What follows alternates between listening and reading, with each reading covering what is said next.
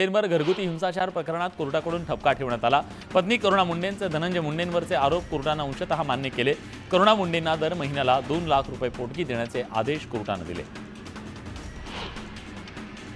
वांद्रा कोर्टाने दिलेल्या निर्णयाविरोधात हायकोर्टात जाणार असल्याचं करुणा मुंडे म्हणाल्या। माझे पती धनंजय मुंडेंचं वार्षिक उत्पन्न 65 कोटी आहे, त्या तुलनेत मला मिळणारी पोटगी खूप कमी आहे, त्यामुळे 15 लाखांची पोटगी देण्याची मागणी करुणा मुंडेंनी केली। माध्यमांसमोर बोलताना त्या भावूक झाल्या। माझ्या कुटुंबियांचा शारीरिक छळ करण्यात आला असा आरोप करुणा मुंडेंनी केला। वाल्मिकरांना माझ्यावर दमदाटी केली, मात्र मी संघर्ष केला असं करुणा मुंडेंनी सांगितलं। धनंजय मुंडेंवरील आरोप किंवा कौटुंबिक हिंसाचाराच्या अनुषंगाने कोणत्याही आरोपांवर कोणताही निर्णय नाही अशी माहिती धनंजय मुंडेंच्या वकिलांनी दिली। अर्जदाराच्या आर्थिक गरजांच्या आधारावर कोर्टाने निकाल दिल्याचं वकिलांनी स्पष्टीकरण दिलंय। माझ्या कारमध्ये रिव्हॉल्वर टाकण्यात आली होती, या सगळ्या मागे वाल्मिक कराडचा हात होता असा आरोप धनंजय मुंडेंच्या पत्नी करुणा मुंडेंनी केला। धनंजय मुंडेंना खोटं बोलायची सवय आहे, मुंडेंच्या वकिलांचा दावाही खोटा आहे असा आरोप अंजली दमानी यांनी केला। तर फक्त मंत्रिपदाचा नाही, आमदारकीचाही राजीनामा घ्या अशी मागणी दमानी यांनी केली। राज्याचं सरकार बेशरमाचं झाड झालंय असा घणाघात विजय वडेट्टीवार यांनी केला। भ्रष्टाचारात धनंजय मुंडेंचा सहभाग आहे, त्यांना मंत्रिपदावरून काढलं तर सरकारची इज्जत राहील, नाहीतर सरकार भ्रष्टाचारी आहे हे सिद्ध होईल असंही वडेट्टीवार म्हणाले।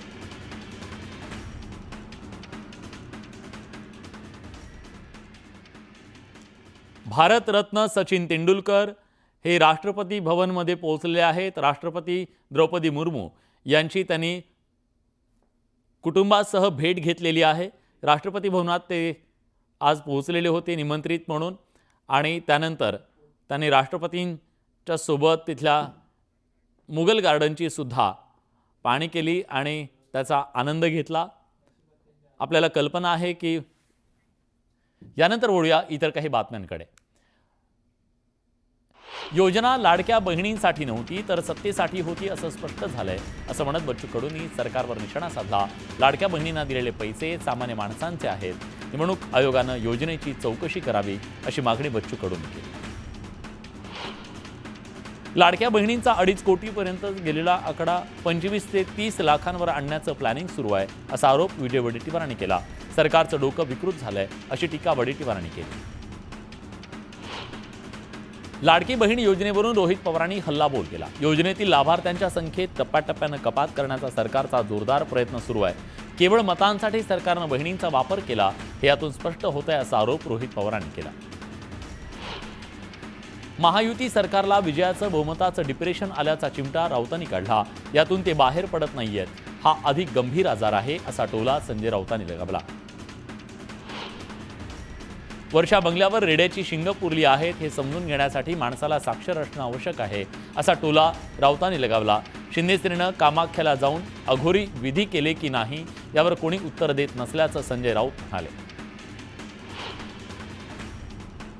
मुख्यमंत्री वर्षा बंगल्यावर जाणार हा त्यांचा अधिकार आहे, त्यांच्या मुलीची परीक्षा झाल्यावर ते वर्षावर जातील, मात्र रोज सकाळी भुंगा वाजतोय असं म्हणत अजित पवारांनी संजय राऊतांना टोला लगावला।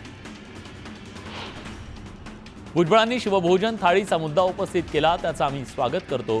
शिवभोजन थाळी महाविकास आघाडी सरकारनं गरिबांसाठी सुरू केली होती, या मतांचा सरकारला फायदा होत नसल्यानं ती बंद करण्याचा निर्णय घेतला असेल तर अशी टीका संजय राऊतांनी केली। अजित पवारांनी पुण्यात होत असलेल्या वाहन तोडफोड आणि कोयता गँगवरून पुणे पोलिसांना चांगलंच झापलं। तोडफोड करून दहशत माजवणाऱ्यांवर मकोका लावा, त्यांची शहरातून धिंड काढा अशा थेट सूचना अजितदादांनी दिल्या।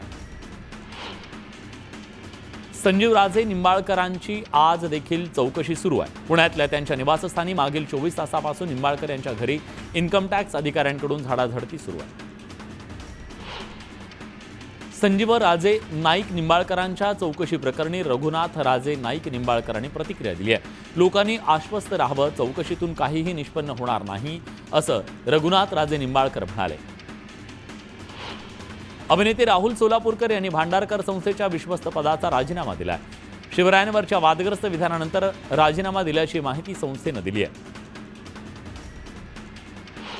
राहुल सोलापूरकर यांच्या घराबाहेर सलग 3ऱ्या दिवशी पोलिसांचा मोठा बंदोबस्त पाहायला मिळतोय।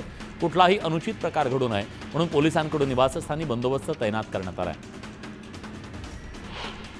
सोयाबीन खरेदीचा आजचा शेवटचा दिवस असल्यानं सोयाबीन खरेदी केंद्रावर आजही वाहनांच्या रांगा लागल्या।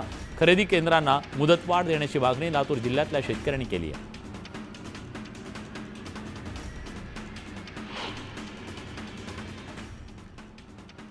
यानंतर आपण पुन्हा एकदा राष्ट्रपती भवनात जातोय।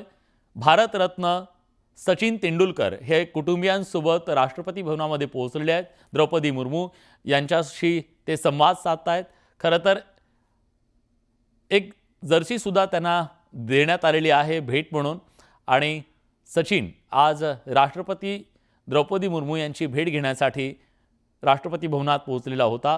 त्याच्यासोबत त्याचे कुटुंबीय सुद्धा होते। त्यांनी त्यांच्यासोबत पाहुणचार घेतला आणि जगप्रसिद्ध असं मुघल गार्डन त्याचीही त्यांनी पाहणी केली।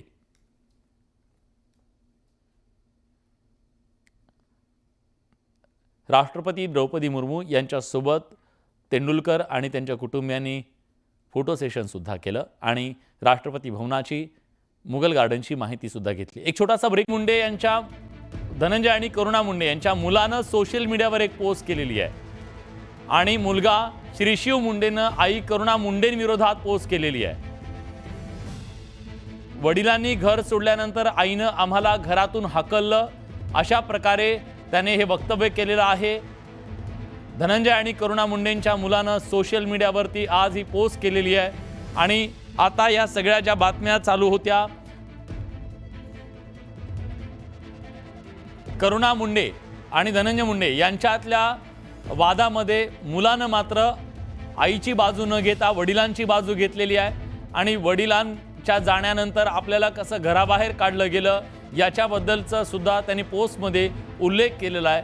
मुलगा श्रीशिव मुंडे हा जो आहे तो आता आईच्या विरोधात उभा आपल्याला दिसतोय।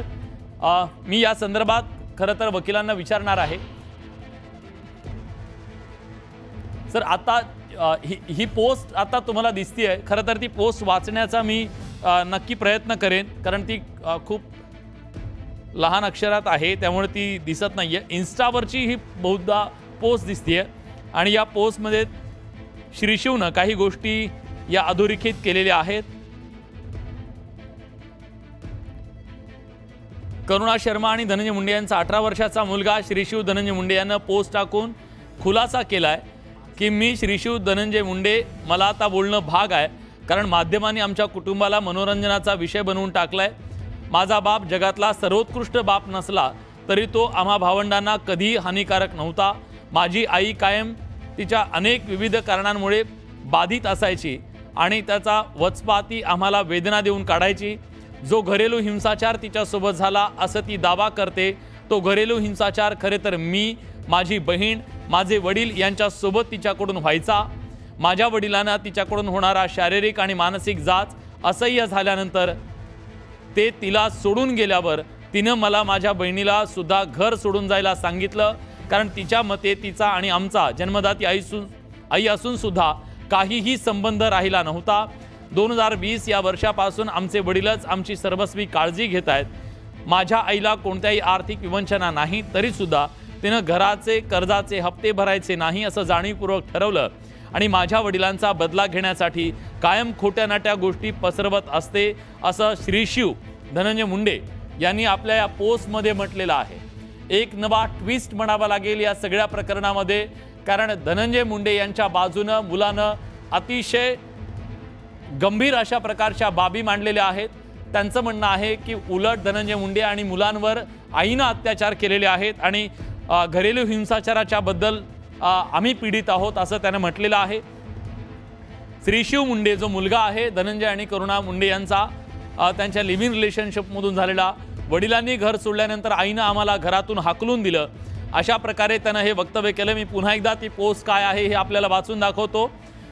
मी श्रीशिव धनंजय मुंडे, मला आता बोलणं भाग आहे, कारण माध्यमांनी आमच्या कुटुंबाला मनोरंजनाचा विषय बनवून टाकलंय। माझा बाप जगातला सर्वोत्कृष्ट बाप नसला तरी तो आम्हा भावंडांना कधी हानिकारक नव्हता। माझी आई कायम तिच्या अनेक विविध कारणांमुळे बाधित असायची आणि त्याचा वचपा ती आम्हाला वेदना देऊन काढायची। खरं तर हे अतिशय धक्कादायक आहे आणि एक प्रकारे करुणा मुंडे ज्या दावा करतायत त्याच्या विपरीत ही भूमिका श्रीशिवनं मांडलेली आहे आणि श्रीशिव मात्र वडिलांच्या बाजूनं उभा असल्याचं आपल्याला दिसतंय। तो पुढे आपल्या पोस्टमध्ये असं म्हणतोय, खरं तर मला आजपर्यंत बोलायचं नव्हतं, पण 18 वर्षाचा हा मुलगा असं त्याने पोस्ट टाकली आहे आणि तो म्हणतोय की मला आता बोलणं भाग पडतंय, माध्यमांनी आमच्या कुटुंबाला मनोरंजनाचा विषय बनवलाय, त्यामुळे मी हे सगळं बोलतोय। माझ्या वडिलांना तिच्याकडून होणारा शारीरिक आणि मानसिक जाच असह्य झाल्यानंतर ते तिला सोडून गेल्यानंतर तिने मला माझ्या बहिणीला सुद्धा घर सोडून जायला सांगितलं, कारण तिच्या मते तिचा आणि आमचा काही संबंध राहिला नव्हता। 2020 पासून आमचे वडीलच आमची सर्वस्वी काळजी घेत आहेत, अशा शब्दात श्रीशिवनं आईवरच गंभीर आरोप केलेले आहेत।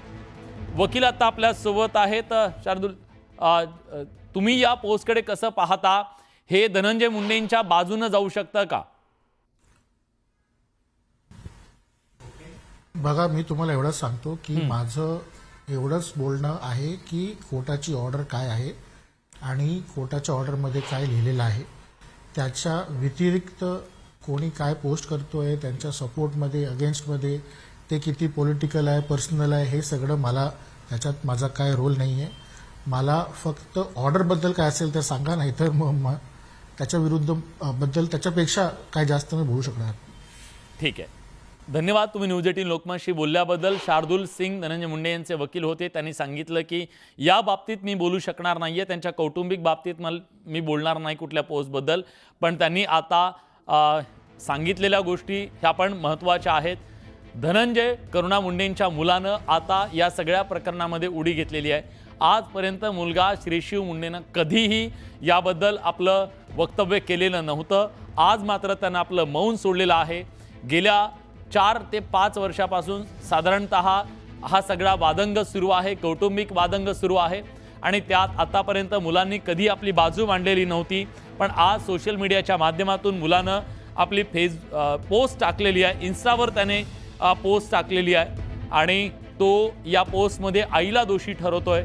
आईकडून कशा प्रकारे छळवणूक सुरू होती याबद्दल तो लिहितोय आणि 2020 या वर्षापासून आमचे वडील आमची काळजी घेत आहेत असं तो सांगतोय।